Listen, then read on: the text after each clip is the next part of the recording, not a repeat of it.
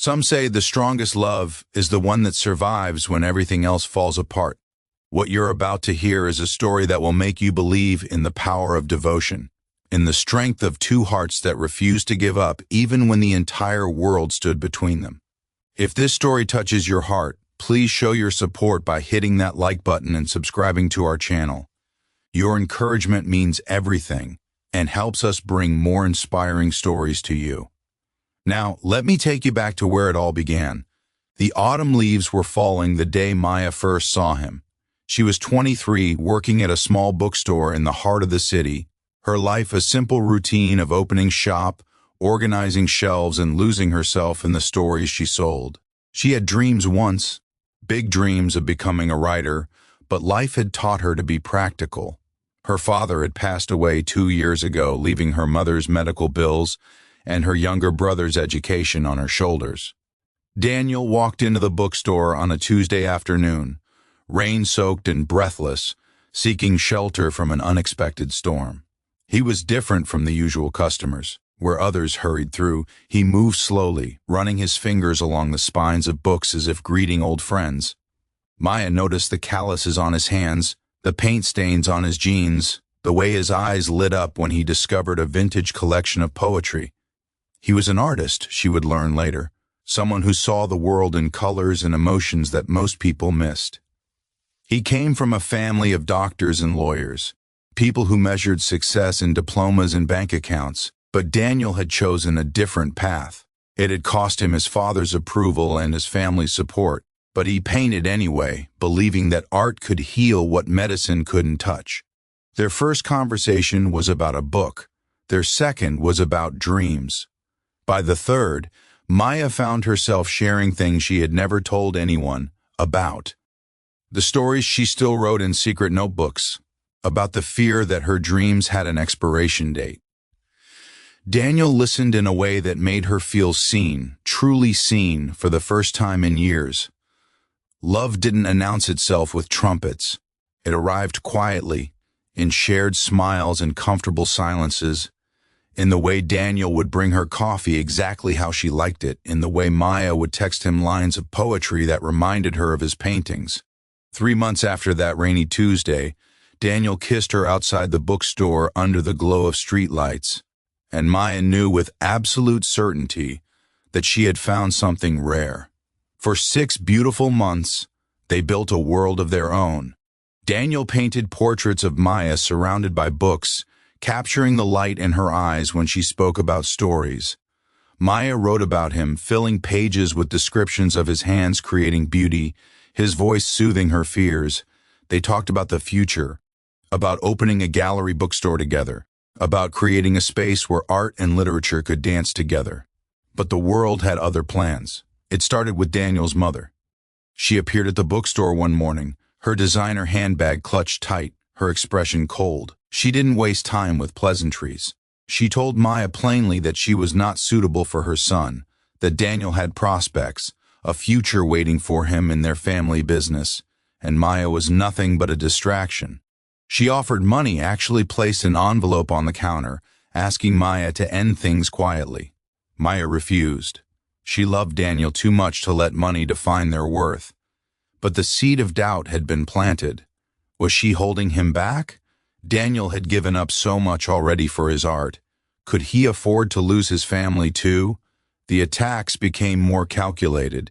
Daniel's family cut him off financially, hoping desperation would bring him home.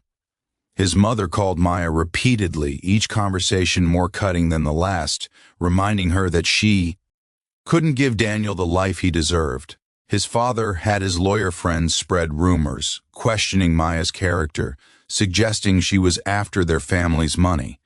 Then Maya's world crumbled further. Her mother's condition worsened, requiring expensive surgery. Her brother was offered a scholarship to a prestigious university, but the living expenses were beyond what Maya could manage. The weight of responsibility pressed down on her chest until she could barely breathe. Daniel sold his paintings, his precious works, to help her. He gave her everything he had without hesitation, but Maya saw what it cost him, the exhaustion in his eyes, The way he stopped creating because he was too busy working odd jobs to help support her family. She was watching him dim, and it broke something inside her. The breaking point came on a cold December night.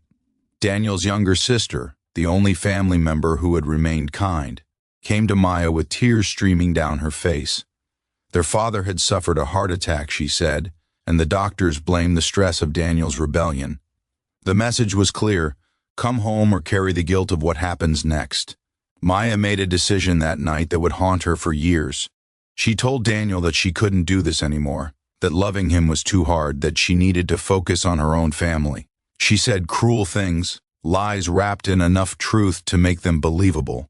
She told him she had been foolish to think they could work, that his mother was right, that they came from different worlds. Daniel's face shattered. He begged her to talk to him, to tell him what was really wrong. He knew her well enough to know she was lying, but Maya held firm. She walked away from the only person who had ever made her feel whole, believing she was setting him free. The next 2 years were the darkest of Maya's life. She worked 3 jobs to cover her mother's medical expenses and her brother's education. She stopped writing. The bookstore became just a place to work, not a sanctuary. She heard through mutual friends that Daniel had returned to his family, that he was working in their business, that he seemed fine. She told herself she had done the right thing, but her heart never believed it. What Maya didn't know was that Daniel wasn't fine. He went through the motions of the life his family wanted, but he was empty. He attended business meetings and wore suits and smiled when required, but at night he stared at unfinished canvases and remembered. He had started painting again, but every piece was of her, of them, of the love he couldn't let go. His sister watched him fade and finally understood what Maya had done. She tracked Maya down one afternoon and told her the truth: their father had recovered from his heart attack within weeks. The whole crisis had been exaggerated to manipulate Daniel into returning home. Maya's sacrifice had been built on a foundation of lies. The revelation nearly destroyed Maya. She had given up everything for nothing. She had broken both their hearts for a manipulation she hadn't seen coming. The guilt was crushing, but worse was the knowledge that Daniel had moved on. He was engaged now, his sister said reluctantly, to someone his family approved of, a match that made sense on paper. Maya decided she had to see him one last time, to apologize, to explain, to give him closure even if she couldn't have it herself. She went to his family's company building on a gray March morning, her hands shaking as she asked the receptionist to send him a message. Daniel came down to the lobby, and the moment their eyes met, Maya saw the truth. He hadn't moved on. The engagement was another cage, another compromise, another piece of himself he was sacrificing to keep peace. They talked in a coffee shop across the street, words tumbling out in a rush. Maya told him everything, about his mother's threats, about the money offered, about the deliberate cruelty designed to tear them apart. She told him about the sister's visit, about the lies surrounding his father's health.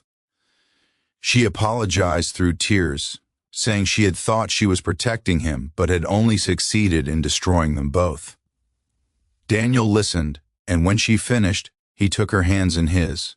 He told her he had known something was wrong, that he had spent 2 years trying to find his way back to her. He confessed that the engagement was a sham, something he had agreed to while feeling nothing, because nothing mattered without her. The choice before them was terrifying. Being together meant facing his family's wrath again, meant more battles, more sacrifices, more uncertainty. But this time, they understood what they were fighting for. This time, they knew the cost of giving up. Daniel called off his engagement that day. His family reacted exactly as expected, with fury and ultimatums and threats. His father disowned him formally. His mother refused to speak to him. They froze his trust fund and removed him from the family business. But Daniel walked away without looking back. Together, Maya and Daniel started over. They found a tiny apartment above a laundromat.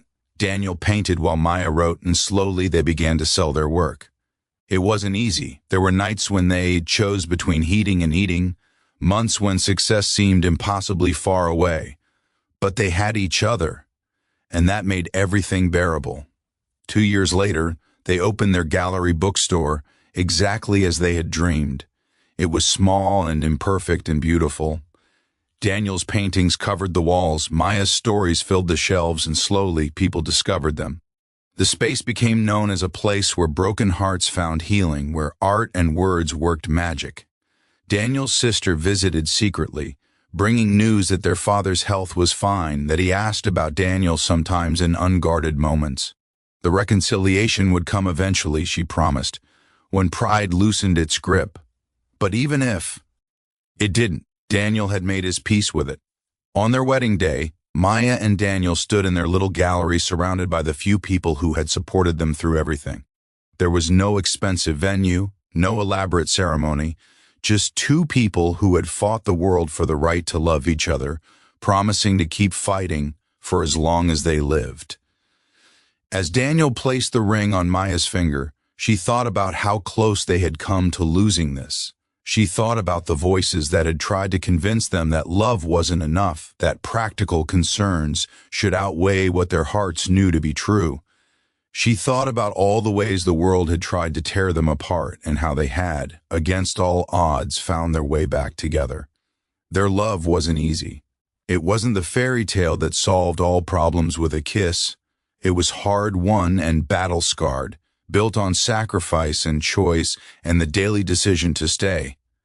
But it was pure, a love that refused to bow to pressure or compromise itself for comfort.